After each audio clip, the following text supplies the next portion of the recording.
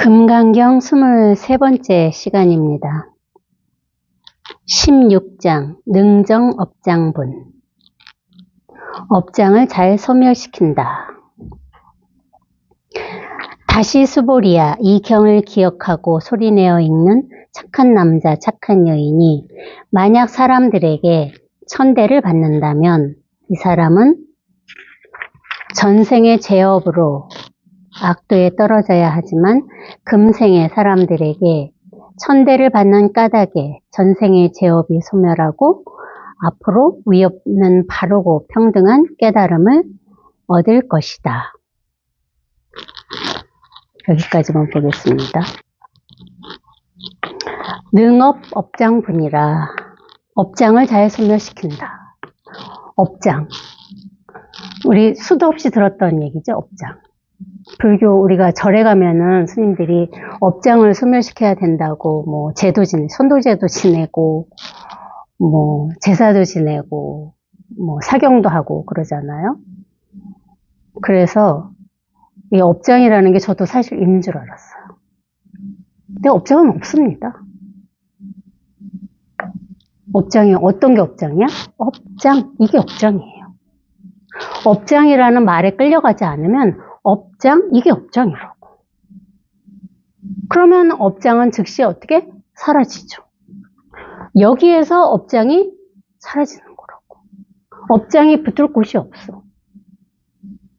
이 자리에서는 업장 하는 순간 모든 업장은 다 어떻게 돼? 소멸됩니다. 여기, 이 자리. 이게 업장 소멸하는 일이에요. 아무리 절을 하고 뭐 천도제를 지내고 아무리 해도 우리는 업장을 소멸시킬 수가 없어요. 계속 업장이 쌓여가지. 왜 업장이 쌓여갈까요? 내가 업장이 있다고 그 생각을 버리지 않으면 업장은 계속 쌓여만 간다고.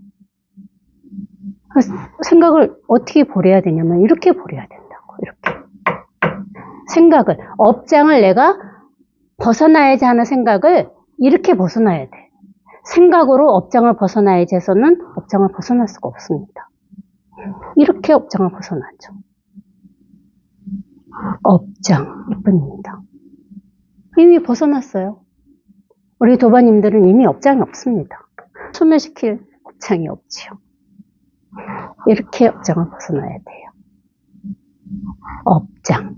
말 따라가지 마시고, 업장은 우리가 살면서 지은 업이라는 죄다 이렇게 하시지 말고 그 말을 따라가서는 절대 업장을 벗어날 수가 없습니다. 여기를 보시라고. 여기를. 업장 이렇게 벗어납니다. 이게 다예요. 그러면 즉시 업장은 소멸됩니다. 아직 업장을 소멸 못 시켰다면 다시 한번 봅시다.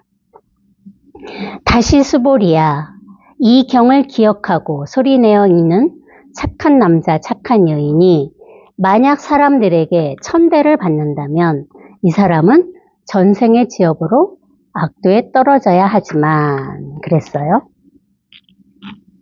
그러니까 이 경을 기억한다고 그러는 거는 이 금강경을 읽고 기억하는 것을 얘기하는 것이 아닙니다. 기억을 어떻게 해야 돼? 이렇게 기억하는 거예요. 금강경을 읽고 기억을 하면은 그거는 업장이 되죠. 금강경을 읽고 금강경 내용의 내가 차곡차곡 내 머릿속에 기억 속에 쌓게 되면은 그것은 업장이 된다고. 여기에서 읽어야 된다고. 금강경. 이 자리에서 읽으면은 이 업장이 쌓일 틈이 없습니다. 다시 수보리야 하는 순간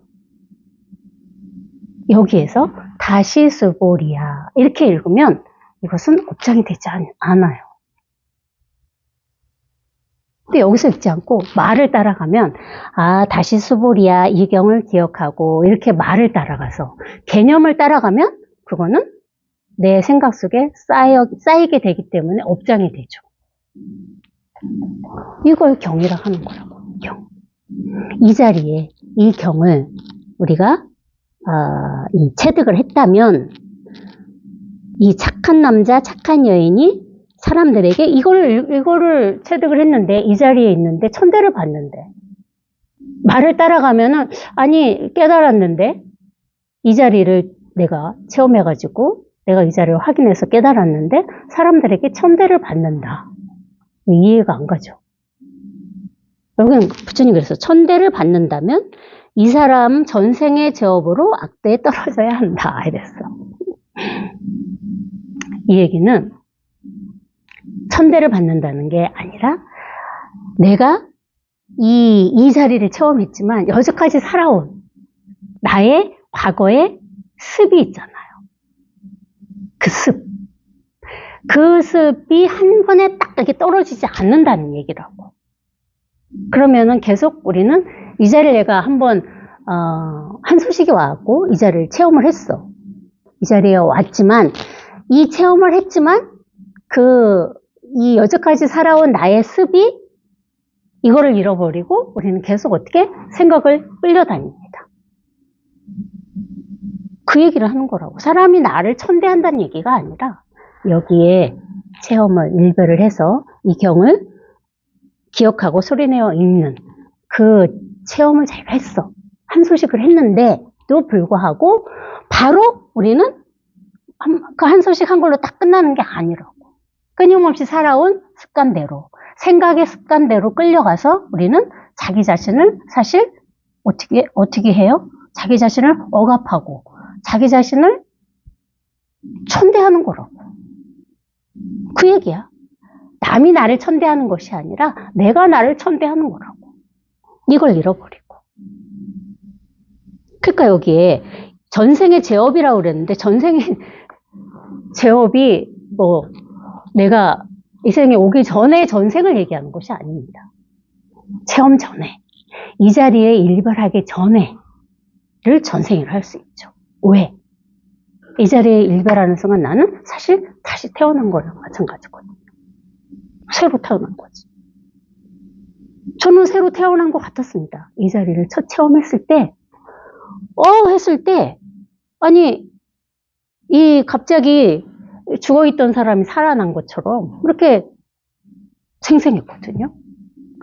그래서 이 자리를 우리가 일별을 하면은, 한 소식을 하면은 새로 태어난다고 하는구나. 저는 그때 느낌이 그랬어요. 이 자리가. 이 체험하기 전은 뭐야? 저의 전생이죠. 망상을 떨어보자면 그렇습니다. 그러니까 어떻게 보면은 이 체험 전과 체험 후로 나눈다고 해야 되나? 살아서 그러니까 다시 한번 죽었다가 살아나야 되는 거야. 그게 이 체험이거든요. 내가 완전히 나라는 야상이, 나라는 생각이 한 번은 죽었다가 다시 태어나는 일이 이 소식입니다. 이렇게 이 소식이 오면 과거는 전생이 되죠. 새로운 삶의 시작이에요, 사실은. 이때부터. 여기부터 딱 새로운 삶이 시작됩니다. 너무 달라요. 전에하고 그 후하고는 너무 다릅니다. 겉모습은 똑같아요. 뭐 제가 달라진 거 있어요? 우리 도반님들 저희 거의 저 10년 본 분들도 계시고, 그쵸? 저 달라진 거 아무것도 없잖아요. 조금은 뭐 주름살도 늘고 조금은 늙었겠죠? 몸뚱아리가. 그렇지만은 예전하고 똑같다고. 이 속은 옛사람이 진짜 아닙니다. 예전에는 저도 오지랖이 넓었거든요. 오지랖이 넓었습니다. 오만 일에 신경 써야 되고 가족들 다 신경 써야 되고, 그러니 얼마나 이 생각의 이 힘이라는 게 한시도 편할 날이 없는 거야. 생각은 우리를 한시도 가만 놔두지 않습니다. 어디론가 우리를 끌고 가잖아요. 그 생각이 나를 끌고 가면은 나는 그 생각의 꼬임에 빠져서 이거를 잃어버리고 온 천하를 헤매고 다니는 거나 똑같습니다. 그래, 지난 시간에 선생님 그거 이해를 들으셨잖아요. 아들이, 집 나간 아들이. 온 동네를 헤매고 다니다가 집에 돌아온 얘기 하셨죠. 그게 생각이야, 그게 생각. 생각을 빗대서 그렇게 얘기한 거라고. 한시도 이 생각은 가만히 있질 않습니다. 그 오죽하면은 이 생각을 원숭이에 비유를 했겠냐고. 원숭이가 뭐야? 항상 팔짝팔짝 재주를 부리잖아요.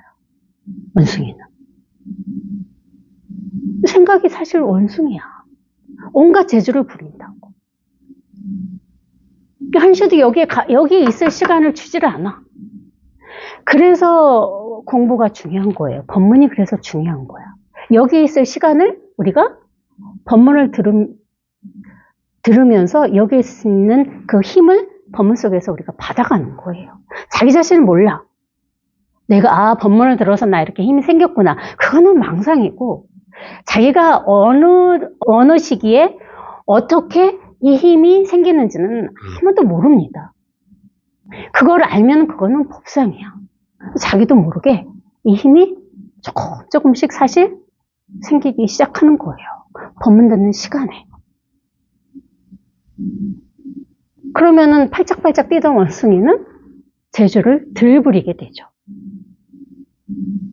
이 공부가 그런 겁니다.